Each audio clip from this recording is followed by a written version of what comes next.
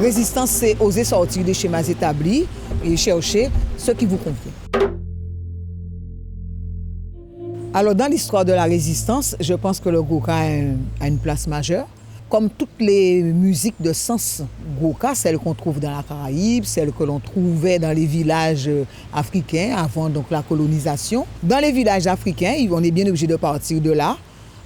Ces musiques, ces manifestations étaient surtout dans une logique de prestige. Voilà, c'était à la cour du roi, c'était dans les familles, c'était pour accompagner les grands moments de la vie. Et puis arrivé ici, là c'est réglementé, interdit.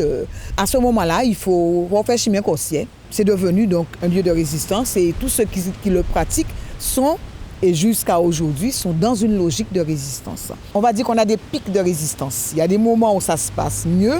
Et on a des pics de résistance. Par exemple, aujourd'hui, moi, ce que je constate, c'est que les femmes, elles osent de plus en plus.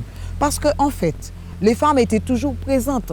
Avant le disque, dans les années 30, 40, 50, il y a des femmes aussi qui étaient embouilleuses. On a des femmes qui étaient chanteuses. Et le disque et les groupes folkloriques ont assigné la femme au rôle de danseuse. Voilà. Vous êtes danseuse, ou si vous êtes répondaise danseuse. Et ce schéma-là, on va dire ce modèle-là, c'est diffusé.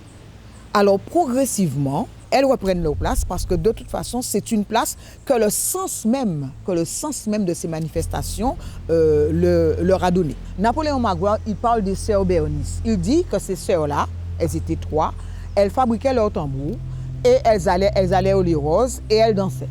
Il y a cette femme, Simone Minervin, dont Carnot parle, et il dit que c'est elle qui lui a appris, peut-être non pas à jouer, mais qui lui a appris la performance. Mansoso, en tant que chanteuse, Geoffroy, et aujourd'hui, toute cette pléiade de femmes, les toutes premières femmes qui ont osé, qui ont fait les répondeurs, mais qui ont fait aussi les chanteuses, des femmes qui ont osé chanter en lead, alors que les producteurs et les troupes de danse les avaient assignées à être répondeuses, à être danseuses répondeuses. Et elles disent non, on peut être aussi polyvalent.